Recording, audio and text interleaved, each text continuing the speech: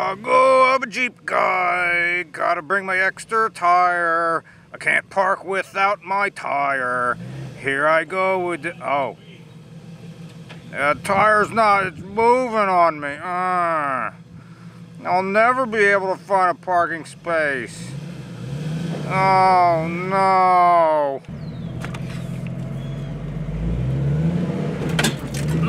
It doesn't work. Oh, I guess the curb will have to do. Oh. Say hello to the ugly one. The square-eyed middle child of 20th century Jeeps. This is the tragic tale of the YJ. Today's episode of Regular Car Reviews is sponsored by our good friends at Factor. Thank you so much for Factor for sticking with this disgusting show.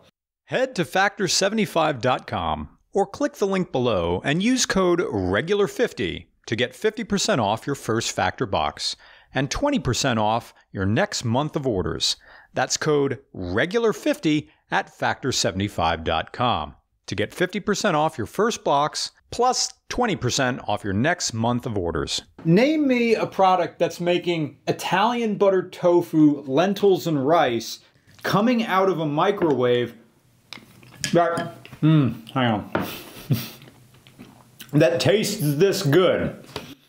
Factor are fresh, never frozen meals, dietitian approved, keto friendly, calorie smart, protein plus, veg,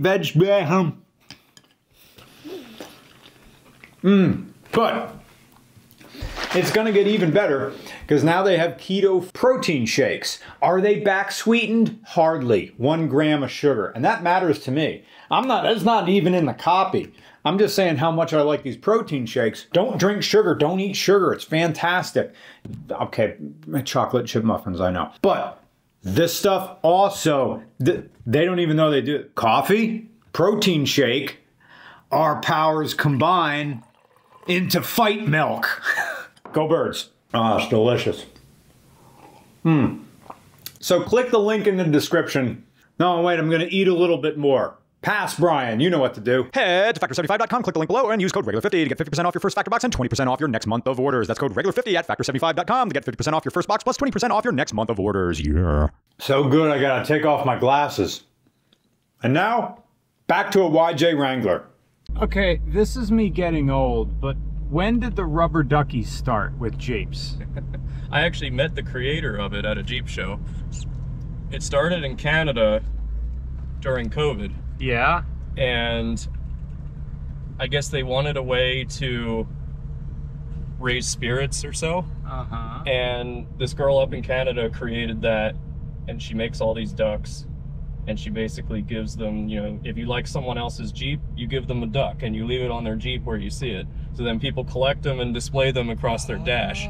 So if you got a duck, that means somebody liked your Jeep. And everyone has their own like ducks that they give out. So they make like ones with mohawks and stuff like that, like this funny guy. Oh.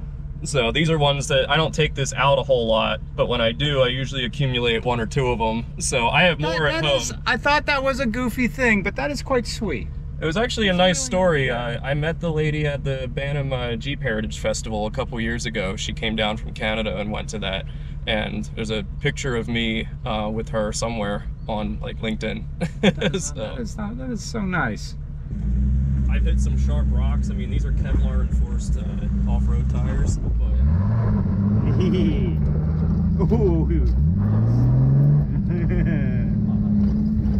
The thing that's so weird about Jeeps is that you're closer to the rear wheels than you are to the front Yes. wheels, and what was that noise? That is the limited slip just getting stuck and unlocking. It's good. Oh, okay.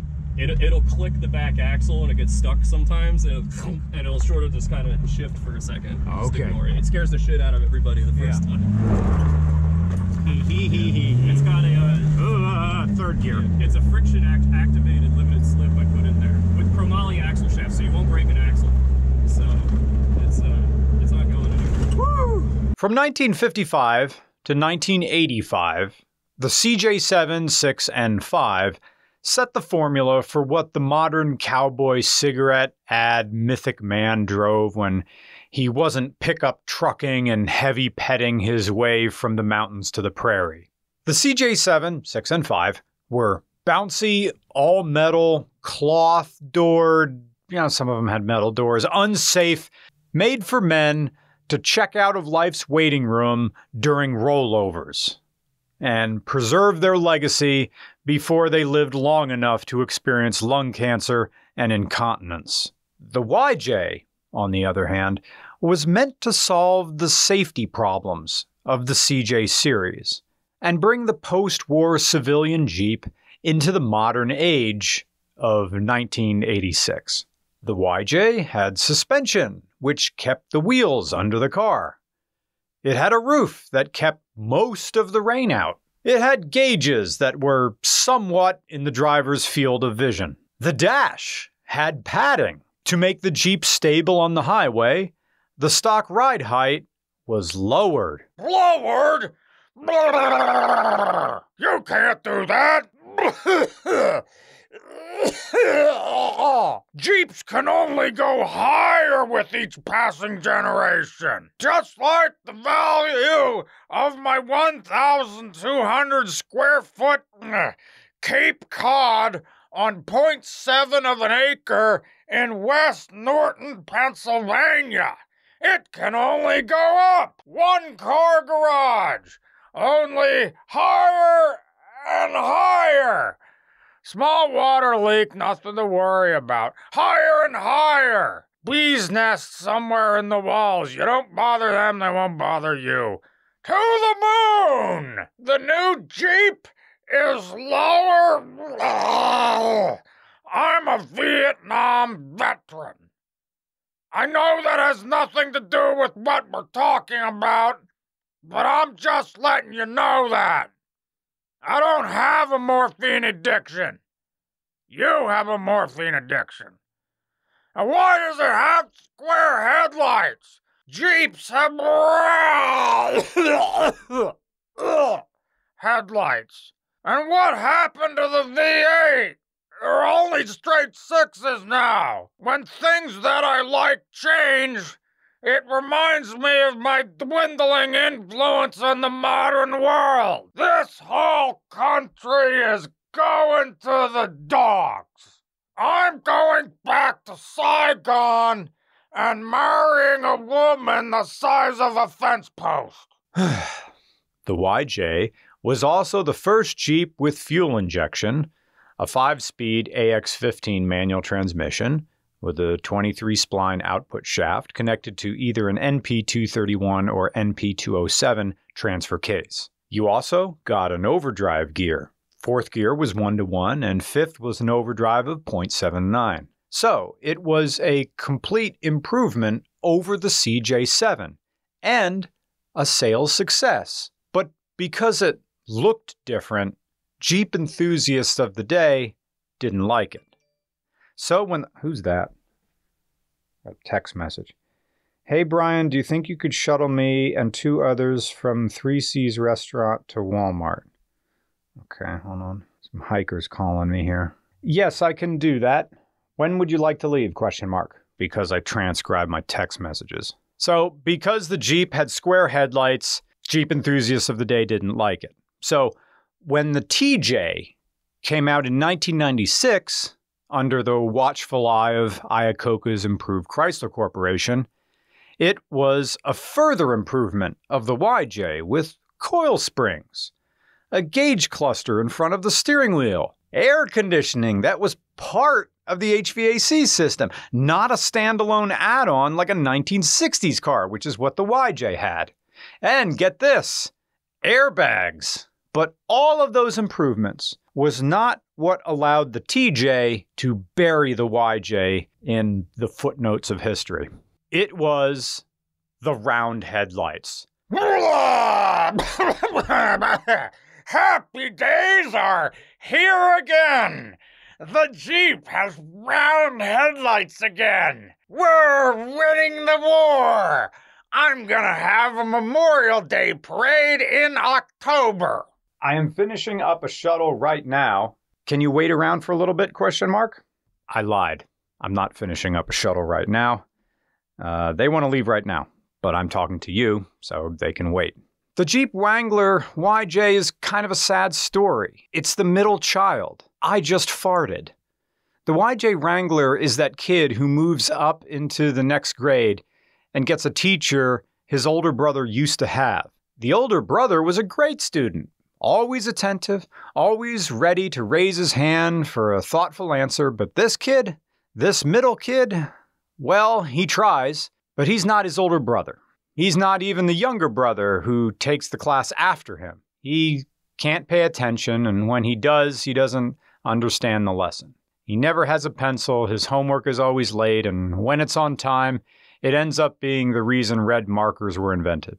But while he isn't as good a student as his older brother, and he's not as good of a student as his younger brother will be, he's just not a bad enough student to be graded on a curve. He kept saying he's going to try harder, but you know he's hit his ceiling. Yet, out of the three brothers that the teacher is likeliest to remember, it's the YJ. Because consistency isn't as memorable as something lousy that has its moments. And that's how off-road enthusiasts, of which I sorta am, see the YJ. This middle child between a sea of round headlights and 7 slotted grills. Oh good, the hikers say they'll just hang out for a little bit. Fantastic. You and I can finish discussing the YJ, and then I'll get in Crazy Taxi and go pick them up. Figure this is only going to happen more and more as the summer goes on. Jeep Wrangler, the official car of people whose gums are receding, who say they'll just brush harder. Oh, I had some other jokes downstairs. Hold on.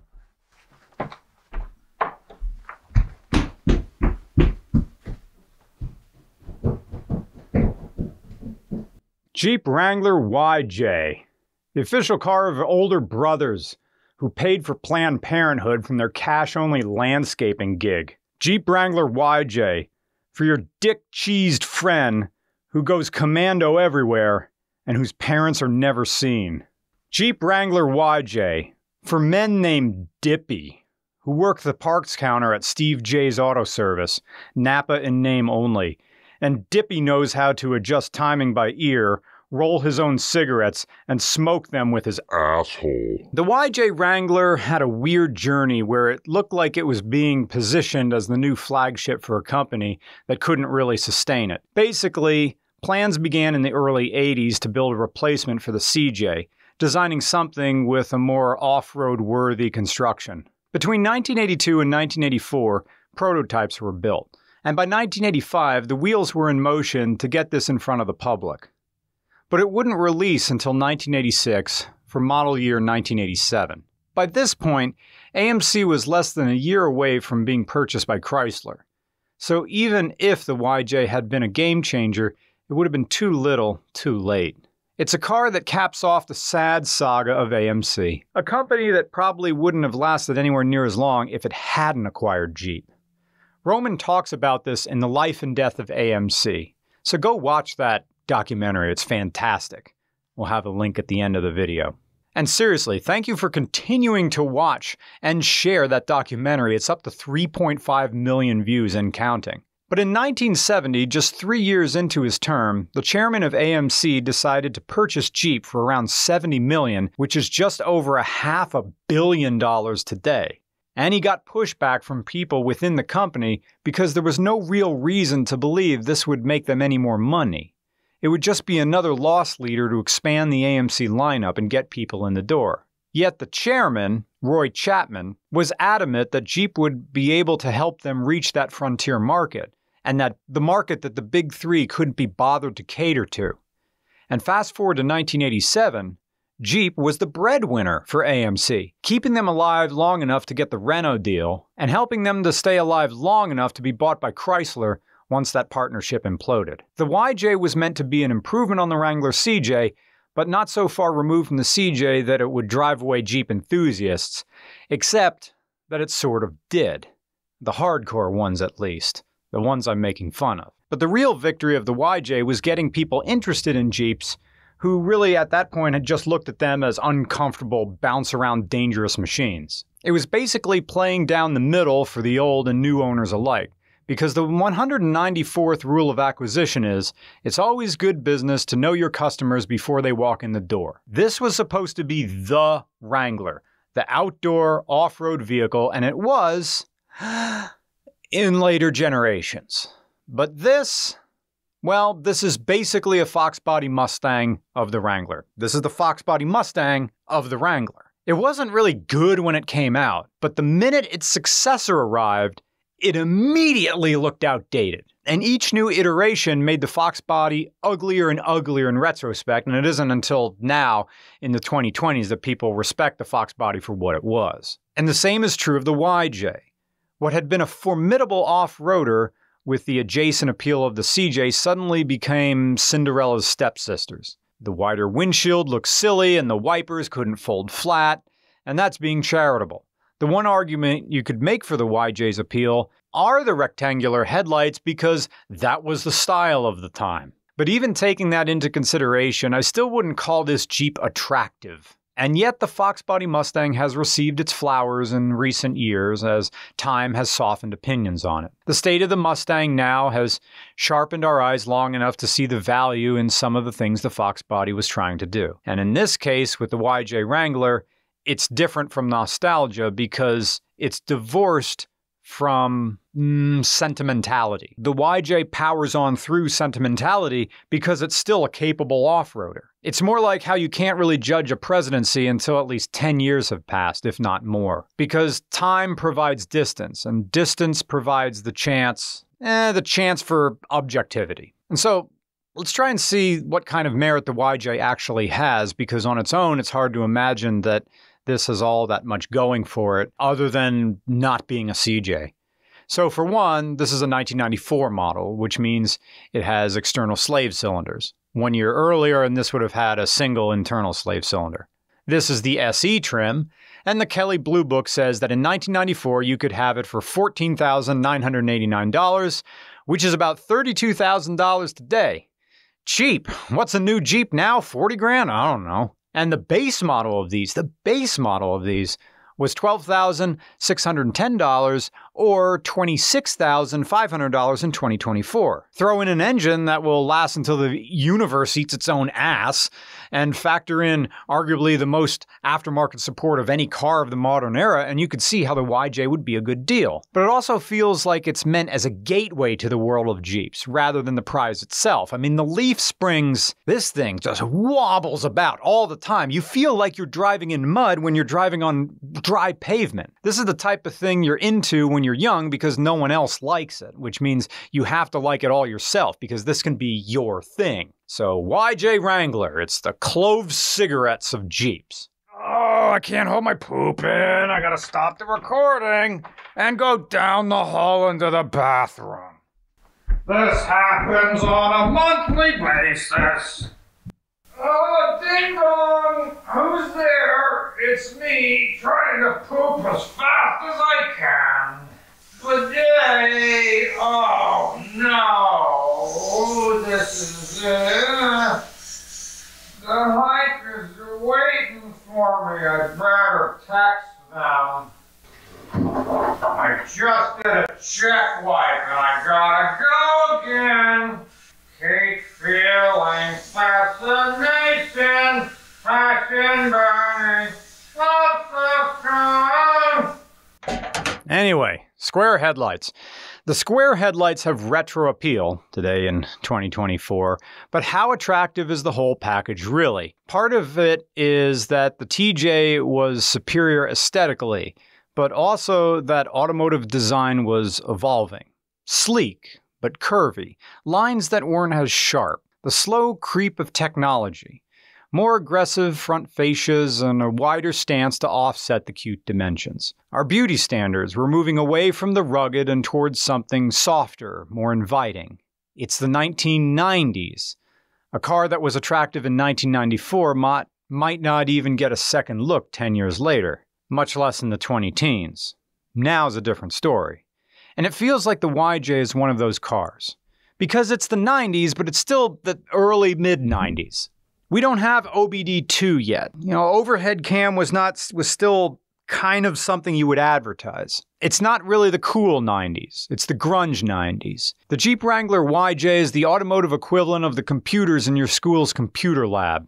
Bulky, noisy things for looking up dinosaurs on Encarta 95 on CD-ROM. Every movement in this Jeep is like waiting to get kicked out of the computer lab for typing swear words into Oregon Trail. And if your computers were new enough, for downloading Bonsai Buddy, and then the librarian doesn't know how to delete it, so she has to call someone at the district office to come over and get it out. Anyway, the engine that everybody likes. This is the 4-liter straight 6 for this classic, old-school AMC feeling. Like the YJ, it debuted in '87, and was only one of 4 AMC engines that Chrysler kept around once they bought AMC. It developed a reputation as one of the best 4x4 off-road engines in the industry, and was acclaimed for its durability, as some were capable of running 300,000 miles or more without any issues bigger than the harmonic balancer becoming unbalanced or whatever. From stock, this makes 190 horsepower and 225 pound-feet of torque, matched to the AX15 manual transmission. But again, this YJ, isn't stock. It has a tune, an intake, full headers, exhaust mods, and yet what's funny is that between age and wear, this is probably right back to producing factory power figures. The whole Jeep has the Rhino liner treatment. In fact, so much went into making this more drivable than a 30-year-old Wrangler would otherwise be, and yet so little of it seems to make a difference. Because it's hard to overcome the deficits of a car that drives this poorly. I love YJs, but you're driving like a truck from the 50s. There's nothing new going on here. It still drives. It's still mechanically sound, but it's a 30-year-old Jeep and you take turns and it's whoa! And you're sitting back toward the rear wheels, so you turn the steering wheel and the front of the Jeep is like waving around and it's like riding a 3-wheeler. I'm not just talking about those 33-inch Mickey Thompsons or the custom steel bumpers and the armor or the factory hunter green metallic Rhino liner job or the LED lights that blind everything. I'm talking about the 410 rear gearing with the Cromley axle shafts and the limited slip rear that sounds like it's braking when it engages. Oh yeah, and the YJs had low stock ground clearance. Not if this 2.5-inch lift kit has anything to say about it. And really, it's more like 3.25 inch thanks to the extended springs and the flat style fender flares. And Alex got rid of the carpeting because it was destroyed when the Jeep slumped backwards into a mud pit and the whole Jeep flooded. And it had to be tow strapped out. So that's why he eventually had this 8,500 pound winch added, to pay it forward to the guy who finds himself stuck. Is this the hikers now? Oh, it's the guy I got to pick up from the airport. All right. Hikers and their needs. I gotta admire Alex for everything he's done to keep this on the road, even when the car itself doesn't rise to the level of his effort. I want to like this the way I like the TJ, because if you offer me two things, like, here's a stock YJ, here's a stock TJ, mods and stuff, that's unfair. Here's a stock YJ or here's a stock TJ, I'm taking the TJ every single time. But I have a deep respect for the YJ, because it is the most influential Jeep. It brought it out of the 50s. Whether or not the YJ was the best Jeep it could be, it was still the Wrangler that set the stage for the boom ahead. If the YJ had failed, how many more chances would the Wrangler have gotten? The lawsuits for the CJ were bad enough. If the YJ failed, it could have led Chrysler to reevaluate the entire model line. Hell, it could have reevaluated whether Chrysler would even have bought AMC. AMC could have just disappeared along with all the branding for the Jeep. I don't think you get modern Jeeps with your ducks and everything today if it wasn't for the ugly, square, headlighted middle child. Because if consumers rejected the Wrangler YJ, it wouldn't have been seen as consumers rejecting a specific model, but rejecting the entire concept of a factory production off-roader. The Wrangler would have then become a niche product with a definite ceiling. The YJ's success prevented the Wrangler from becoming just another, like a Brooklyn SV1 or a Polaris Slingshot. For what it's worth, this was Jeep's best shot at the off-road market in the 80s. Even if the YJ wasn't the best crack they ever took at realizing the concept.